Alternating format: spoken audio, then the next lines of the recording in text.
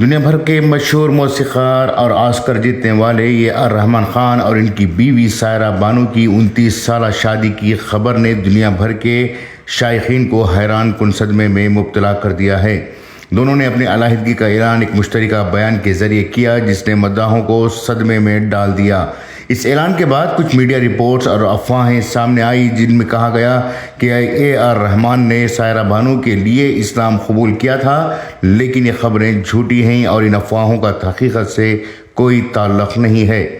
دراصل اے آر رحمان، جو کہ اصل میں ایس دلیپ کمار کے نام سے جانے جاتے تھے، انہوں نے 23 سال کی عمر میں اسلام قبول کیا تھا۔ یہ فیصلہ انہوں نے اپنی روحانی تلاش کی بنیاد پر کیا تھا، نہ کہ سائرہ بانو سے شادی کے لیے۔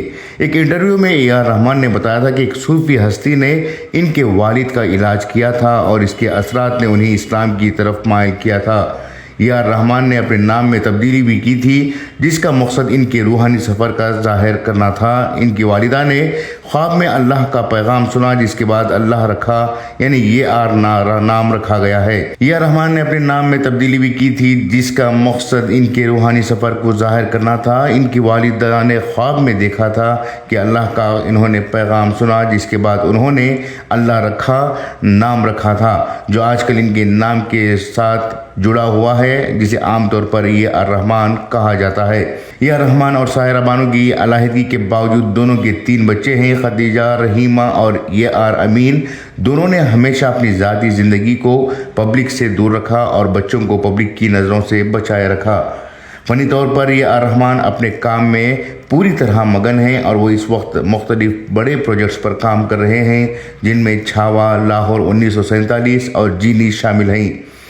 اگرچہ اے آر رحمان کی سائرہ بانو سے علیحدگی نے میڈیا میں بہت توجہ حاصل کی ہے، لیکن ان کے اسلام قبول کرنے کا معاملہ ایک جھوٹی افواہ ہے۔ ان کا اسلام قبول کرنا ایک روحانی فیصلہ تھا جو انہوں نے کئی سال پہلے کیا تھا۔